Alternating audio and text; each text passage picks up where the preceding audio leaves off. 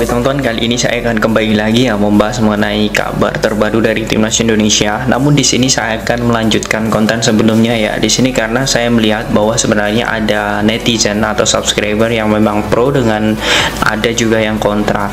Nah, hal ini pun lantaran saya kemarin ya membuat sebuah formasi atau line up skuad Timnas Indonesia U23 untuk persiapan di kualifikasi Piala Asia dan juga Piala Asia. Nah, ada yang setuju dan juga ada yang tidak setuju, wajar saja. Namun yang jelas di sini saya akan melihatkan terlebih dahulu pada teman-teman semua. Sebenarnya ada beberapa pemain yang memang di sini mungkin underperform ya, atau performanya menurun, dan salah satunya adalah sosok Witan Sulaiman.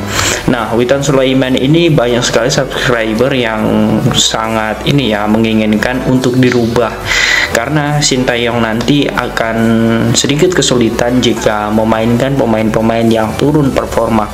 Nah, namun teman-teman, di sini saya akan memperlihatkan kepada semua mengenai formasi atau skuad yang kemarin yang akan kita rubah pemainnya. Kita akan melihat sebenarnya untuk Witan ini siapa pemain yang cocok menggantikan dirinya.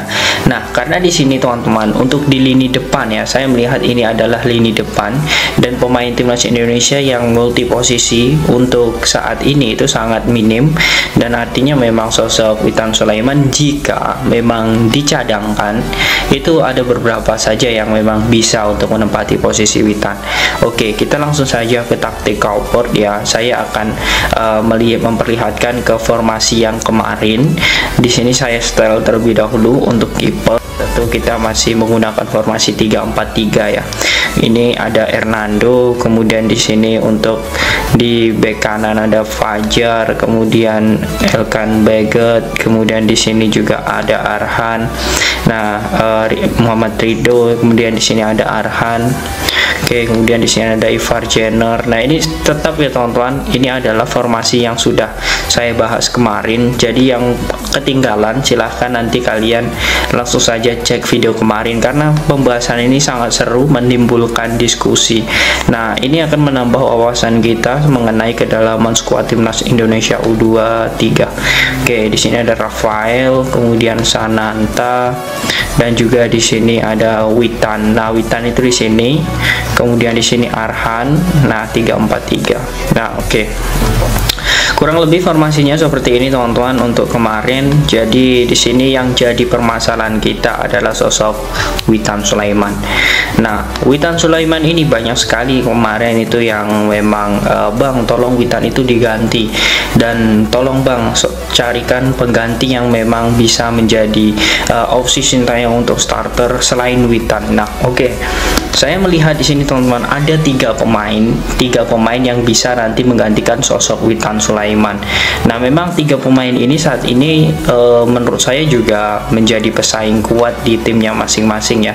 Tiga pemain itu ada Titan Agung ya, pemain Bayangkara FC, kemudian Irfan Jauhari Persis Solo, dan juga James Schroyer. Nah, ini memang James Kelly Schroyer ini juga mungkin banyak yang sedikit meragukan, namun tidak masalah menurut saya dengan pemanggilan nanti yang akan dilakukan oleh Sintayong jika Schroyer ini dipanggil, karena saya akan membongkarnya. Semua tiga pemain ini akan saya bongkar mengenai potensi dirinya untuk menggantikan sosok Witan Sulaiman.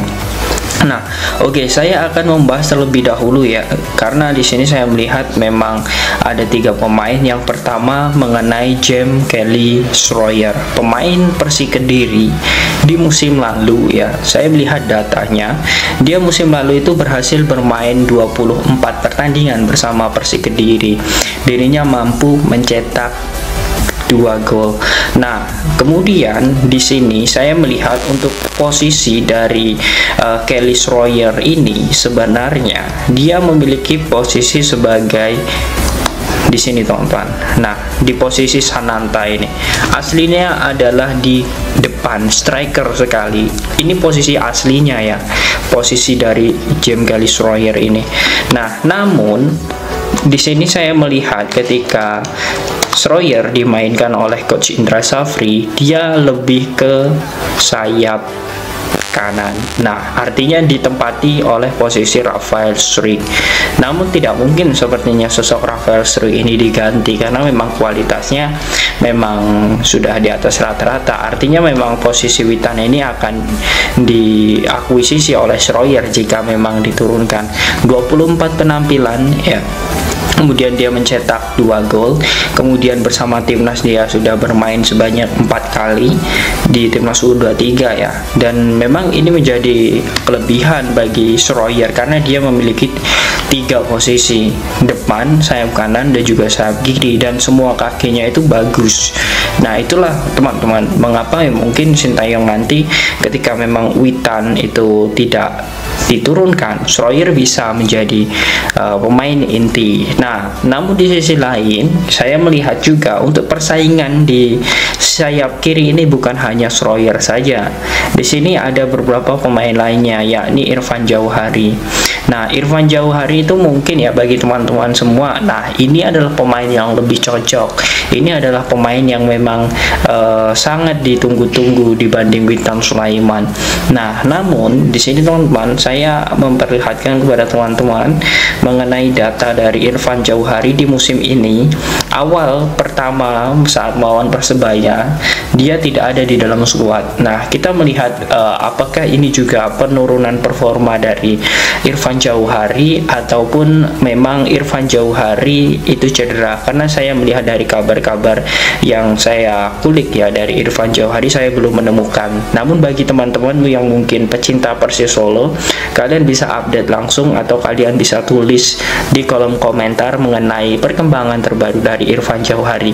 Nah, kemudian memang untuk lawan Persebaya dia tidak main. Kemudian saat melawan Persis Solo kemarin, saat melawan PSS Sleman kemarin dia berhasil bermain ya, itu 25 menit. Nah, ini menjadi hal yang sangat luar biasa karena saya melihat ketika Irfan Jauhari membela timnas Indonesia ya, di sini saya melihat dari saat dia membela timnas U23 ya.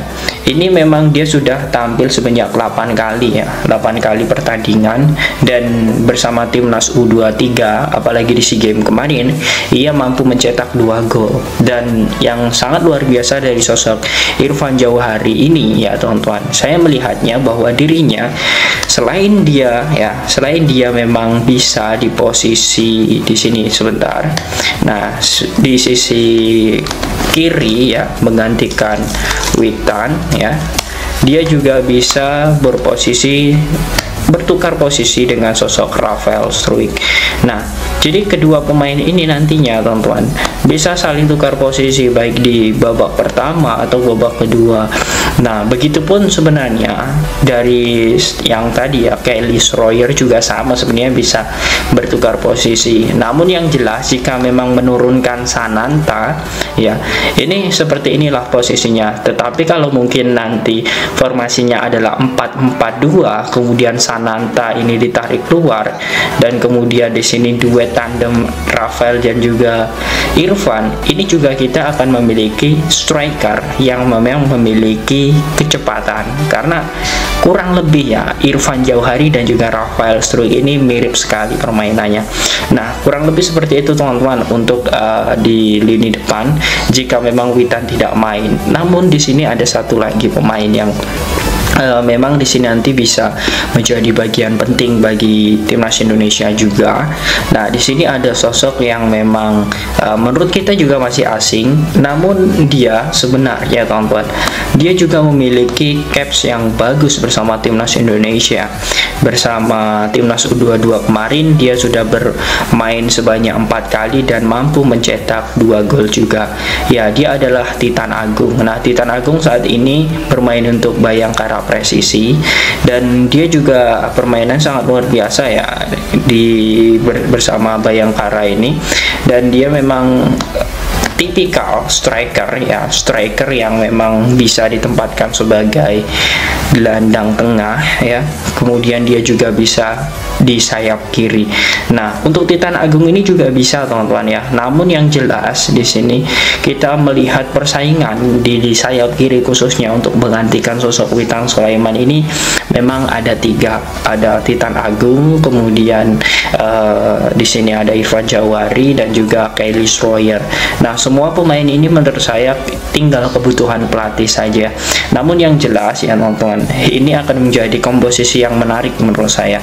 Tinggal bagaimana formasi yang akan diatur oleh Sintayong. Namun jika memang Sintayong tetap menggunakan formasi 3-4-3, saya sangat yakin sekali di sini untuk di sayap kiri ya itu akan diisi oleh sosok Rafael Struijk dan Irfan Jauhari akan dipindah ke kanan. Nah, seperti ini. Ini adalah formasi yang memang sangat strategis menurut saya, karena kita ketahui di belakang sudah ada Rido, Bagot, kemudian Fajar Faturrahman, ini Dewangga, kemudian Ivar Jenner di gelandang pertahan, Arhan bisa masuk menjadi winger, kemudian di sini ada sosok Marcelino Ferdinand. Nah, ini adalah formasi yang menurut saya memang sangat strategis untuk timnas U23. Namun yang jelas semua itu adalah kebutuhan pelatih, dan di sini saya menjelaskannya adalah di formasi 3-4-3. Nah, seperti yang sudah saya jelaskan ketika mungkin nanti formasinya adalah 4-4-2 atau 4-2-3-1, itu juga mungkin akan berbeda, dan perbedaan itulah nantinya teman-teman yang mungkin akan membuat para pemain yang sudah saya jelaskan ini juga dirotasi oleh Sintayong. Namun tidak masalah dengan formasi seperti ini. Saya yakin untuk Piala Asia U23 ya, jika kita lolos kemudian di kualifikasi Piala Asia September nanti, kemudian di Piala AFF di Agustus nanti, jika formasi yang seperti ini, saya sangat yakin sekali ya, kita berdoa sama-sama semoga timnas bisa juara Piala AFF dan juara grup di kualifikasi Piala Asia nanti. Nah, bagaimana menurut kalian teman-teman jika pengganti Witan Sulaiman ini adalah sosok Irfan Jauhari? Apakah kalian setuju? Silahkan kalian tulis di kolom komentar.